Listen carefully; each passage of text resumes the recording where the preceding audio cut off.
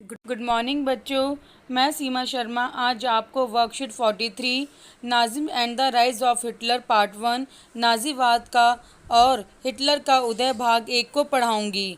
आपकी यह worksheet history की बुक इतिहास की बुक से ली गई है, जिसमें हम मित्र राष्ट्र और केंद्रीय शक्तियों के बारे में पढ़ते हुए प्रथम विश्व युद्ध के बारे में जानकारी प्राप्त करेंगे।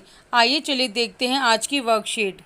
आज की वर्कशीट में हमें पढ़ना है कि जर्मनी कैसे एक यूरोपीय ताकतवर शक्ति के रूप में उभरा और अलाइड यानी कि मित्र राष्ट्र कौन कौन से थे और केंद्रीय शक्तियां कौन कौन सी थी, कौन कौन से देश शामिल थे, उन्होंने किस प्रकार प्रथम विश्व युद्ध का युद्ध लड़ा और किस प्रकार जर्मनी की हार हुई और वर्साई की संधि हुई। इसके अंत में हम उन क्षेत्रों का मैप के द्वारा अध्ययन करेंगे कि किस प्रकार जर्मनी के कुछ क्षेत्रों को फ्रांस जैसे देशों ने अपने कब्जे में ले लिया। और वर्कशीट के अंत में हम जैसा हर वर्कशीट में करते हैं इसके प्रश्न उत्तरों पर चर्चा करेंगे। आइए देखते हैं आज की वर्कशीट का सबसे पहला टॉपिक नाजीवाद और हिटलर का उदय। सबसे पहले हम जान लेते हैं कि मित्र राष्ट्र यानी अलाइड फोर्सेस कौन कौन से थे। इसमें इंग्लैंड, फ्रांस, इटली, रोमानिया और अंत में अमेरिका भी शामिल हो गया था। इन देशों को मित्र राष्ट्र यानी अलाइड फोर्सेस कहा जाता है। उसके बाद है केंद्रीय शक्तियाँ, सेंट्रल पावर्स, जिसमें जर्मनी, तुर्की और ऑस्ट्रेलिया जैसे देश शामिल थे। ये सभी देश एक साथ मिलकर युद्ध लड़ रहे थे और मित्र राष्ट्र वो एक साथ अपना युद्ध लड़ रहे थे। इस प्रकार इन देशों ने ग्रुप बनाकर लड़ाई लड़ी थी। आइए चलिए देखते हैं इसका फर्स्ट टॉपिक। जर्मनी एक यूरोपीय शक्ति के रूप में उभर रहा था और उसने ऑस्ट्रिया के साथ मिलकर पहले प्रथम विश्व युद्ध का आगाज़ किया था, जिसके कारण वह किसके खिलाफ युद्ध लड़ रहा था?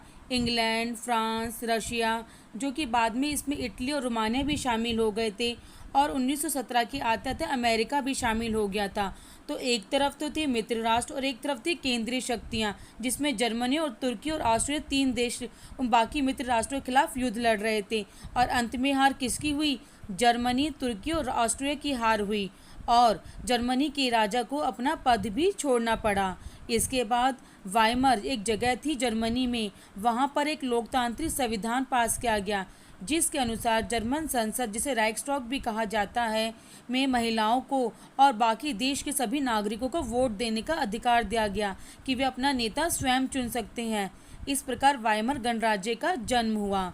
आप जानते हो हार के बाद जो भी मित्र राष्ट्र थे, इंग्लैंड, फ्रांस, रूस, इटली, रोमानिया और अमेरिका, उन्होंने इस युद्ध का जिम्मेदार किसको ठहराया? जर्मनी को ठहराया। और जर्मनी का एक स्थान है वर्साई, उसी के नाम पर वर्साई की संधि की गई, जिसमें सारी युद्ध की तबाही के लिए जर्मनी को ही जिम्मेदार ठहराकर उस पर भारी जुर्माना लगाया, जो कि जुर्माना 6 अरब पाउंड का था। और जर्मनी को अपने मिनरल रिसोर्सेज जो इलाके थे उनको छोड़ना पड़ा। एक तरीके से वो इलाके मित्र राष्ट्रों को देने पड़े। जर्मनी को अपने सारे उपनिवेश, तकरीबन 10% आबादी, 13% भूभाग और 75% लोह भंडार, जहाँ लोहा बहुत ज़्यादा पाया जाता था, 26% जहाँ कोयला ज़्यादा पाया जाता था, वो इलाके किसको देने पड़े? फ्रांस, पोलैंड, डेनमार्क और लिथुआना को देने पड़े। और ये संधि जर्मनी के लिए अपमानजनक थी, क्योंकि जर्मनी को ही दोषी ठहराते हुए सारा जुर्माना उस पर लगाया गया था। इस प्रकार यहाँ तक कि वाइमर गणराज्य के जन्म पर भी जर्मनी को ही दोषी ठहराया जा रहा था। इसलिए जर्मनी के लिए संधि क्या थी? अपमानजनक थी जी। और मित्र राष्ट्र जो है जर्मनी पर भी धीरे धीरे उसे दबाने लगे थे। आइए चलिए देखते हैं, मैप के द्वारा जान लेते हैं कौन कौन से इलाके फ्रांस, पोलैंड और डेनमार्क को देने पड़े। जैसा कि मैप में दिखाया हुआ राइनलैंड, लॉरेंस, एलस, पोसेन और पश्चिमी पर्सिया, ये सभी इलाके देने पड़े थे, जहाँ पर खनिज बहुत ज़्यादा पाए जाते थे। और इन्हीं इलाकों को देखकर जर्मनी और ज़्यादा टूट चुका था। आइए चलिए देखते हैं इसके बाद प्रश्न उत्तर। पहला प्रश्न है, प्रथम विश्व युद्ध में मित्र राष्ट्र और केंद्र शक्तियों के में कौन कौन से देश शामिल थे? यानी हमारे अलाइड फोर्सेस कौन थी और सेंट्रल पावर्स कौन कौन सी थी? मित्र राष्ट्र इंग्लैंड, फ्रांस, रूस, इटली, रोमानिया और बाद में अमेरिका भी इसमें शामिल हो गया था। जबकि सेंट्रल पावर्स कौन कौन सी थी? जर्मनी, तुर्की और ऑस्ट्रिया थी, जो मिलकर युद्ध लड़ रही थी मित्र राष्ट्रों के खिलाफ। आइए चलिए देखते हैं अगला प्रश्न। अगला प्रश्न है, वाइमर वाइमर गणराज्य किस प्रकार से लोकतांत्रिक बना? How was the Weimar Republic democratic? कैसे बना? जैसे कि प्रथम विश्व युद्ध में हार जाने के बाद जर्मनी के राजा को अपना पद छोड़ना पड़ा, तो वर्मनी जगह पर जो है वाइमर जगह पर एक संधि हुई, जिसके कारण लोकतांत्रिक संविधान बना और जिसके अंतर्गत जर्मन संसद में राइक्सटॉग में महिलाओं के साथ साथ सभी लोगों को वोट के द्वारा अपना नेता चुनने का अधिकार दिया गया।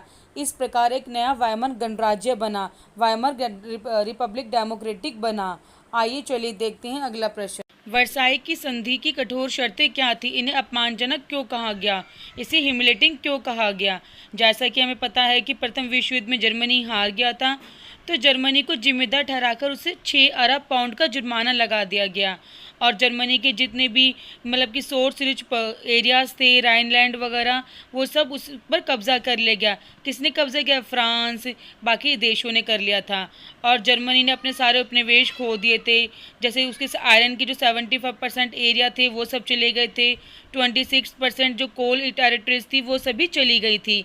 तो इसीलिए ये जो सब शर्तें थी वो बहुत ही स्ट्रिक्ट थी। और इन्हें अपमानजनक क्यों कहते हैं? क्योंकि सारे जुर्माना जो केवल जर्मनी पे ही लगाया गया था, इसीलिए इसे अपमानजनक कहा जाता और ये फोर्सफुली लगाई गई थी। आइए चलिए देखते हैं नेक्स्ट क्वेश्चन। क्या आपके अनुसार युद्ध की सारी तबाही के लिए जर्मनी को अकेले जिम्मेदार ठहराना सही था? क्या खाली जर्मनी रिस्पॉन्सिबल था इस युद्ध के लिए?